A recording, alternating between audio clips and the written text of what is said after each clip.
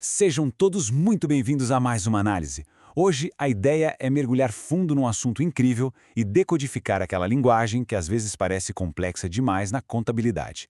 E a melhor forma de fazer isso é pegando uma teoria super técnica e transformando numa estrutura visual muito simples. Vamos imaginar a contabilidade de duas formas, como um retrato estático e como um filme dinâmico. É uma sacada fantástica para entender de verdade como a riqueza de um negócio é controlada e medida. Bom, vamos direto ao ponto. O grande problema que qualquer negócio enfrenta é bem claro. Existe um fluxo gigantesco e totalmente caótico de operações diárias. É compra, venda, pagamento, dinheiro entrando e saindo, tudo acontecendo ao mesmo tempo. Seria impossível e absurdamente caro registrar o resultado a cada milissegundo. Por isso, todo esse caos produtivo acaba sendo cuidadosamente afunilado e organizado em registros e balanços periódicos altamente estruturados. E para desmistificar isso de uma vez por todas, essa explicação vai seguir uma jornada lógica em 5 passos bem diretos. O desafio do registro contábil, as contas patrimoniais, a equação fundamental, a dinâmica das contas de resultado e fechando com o grande ciclo de integração contábil. Entendendo esses 5 passos, a lógica do patrimônio fica muito fácil de dominar. Então, começando logo pela primeira etapa, o desafio do registro. Como a gente acabou de ver, aquele volume gigante e ininterrupto de dados no ambiente de negócios precisa obrigatoriamente de um sistema organizado para que a realidade econômica faça um mínimo de sentido. E é justamente aí que entra o famoso CPC 00, a base normativa da estrutura conceitual. Basicamente, esse é o manual de regras que dita os fundamentos do jogo corporativo. A grande sacada aqui é que a contabilidade olha para a realidade usando duas lentes diferentes e complementares. De um lado, a posição financeira e do outro, o desempenho financeiro. Essa divisão metódica que padroniza e torna a leitura da riqueza possível.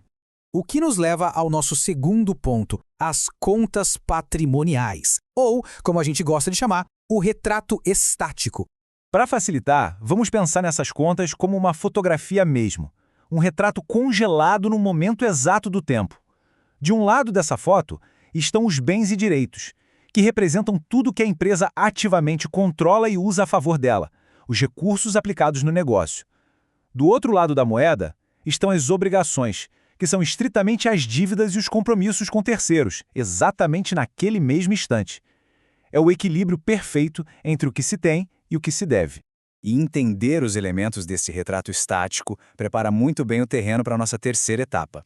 Afinal, existe uma matemática básica e inegociável que sustenta cada fotografia contábil já tirada. Olhando passo a passo para esses 3 pilares. O ativo é rigorosamente definido como um recurso econômico controlado pela entidade e que vem de eventos passados. Ao lado dele, o passivo é aquela obrigação presente que, sem dúvida, vai exigir a entrega de um recurso, também gerada lá no passado. E o patrimônio líquido na terceira coluna é simplesmente a participação residual, matematicamente falando, os ativos menos os passivos. No fim das contas, é a fatia que realmente pertence aos donos. Trazendo esses conceitos um pouco mais teóricos direto para o mundo real, fica bem claro. Ativos são coisas bem concretas. O dinheiro ali no caixa, a frota de veículos da empresa ou o dinheiro que os clientes ainda vão pagar. Nos passivos estão os famosos boletos dos fornecedores para o dia a dia. E no patrimônio líquido, a gente enxerga o capital que os sócios injetaram lá no início, mais aqueles lucros que foram sendo acumulados. Então, o detalhe absoluto e crucial aqui é: ativo é sempre, sem nenhuma exceção, igual a passivo mais patrimônio líquido. Essa igualdade é inquebrável. Ela forma a espinha dorsal de qualquer retrato corporativo. Se mexer de um lado da balança, o outro lado tem que se ajustar na mesma hora. Legal, mas até agora a gente só olhou para a foto congelada. E a vida real dos negócios não para, certo? Chegou a hora de dar o play no nosso filme dinâmico, entrando na nossa quarta etapa, as contas de resultado, que capturam o desempenho durante um período contínuo. Nesse intervalo de tempo entre uma foto e outra, acontece muita ação, e o contraste é super nítido. De um lado, as receitas, que são todos aqueles eventos dinâmicos que fazem a riqueza residual crescer, sem contar os novos investimentos dos sócios. Já as despesas estão do outro lado. São os eventos que consomem e diminuem essa riqueza, tipo o pagamento de salários, os aluguéis e todo o custo do dia a dia da operação. Para ver como isso ganha forma, a gente acompanha a famosa DRE, a demonstração do resultado do exercício. O filme sempre começa lá no topo da cascata com a receita bruta, o total das vendas. Aí a gente tira os impostos para chegar à receita líquida, depois subtrai o custo das mercadorias e temos o lucro bruto. Tirando as despesas de operação, aparece o resultado operacional. Até que, finalmente, a gente chega na última e mais aguardada linha do filme, o lucro líquido do exercício. E assim, a gente chega ao nosso grande final, o ciclo de integração contábil. A beleza dessa teoria toda é que o retrato e o filme não vivem em universos separados. Eles operam num fluxo cíclico perfeito.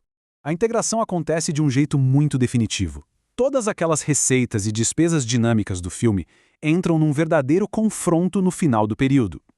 O resultado dessa batalha, seja um lucro sensacional ou um baita prejuízo, gera um saldo líquido que é empacotado e transferido diretamente lá para dentro da foto estática, alterando justamente a caixinha do patrimônio líquido. Essa matriz resume de ponta a ponta e de um jeito brilhante tudo o que a gente discutiu.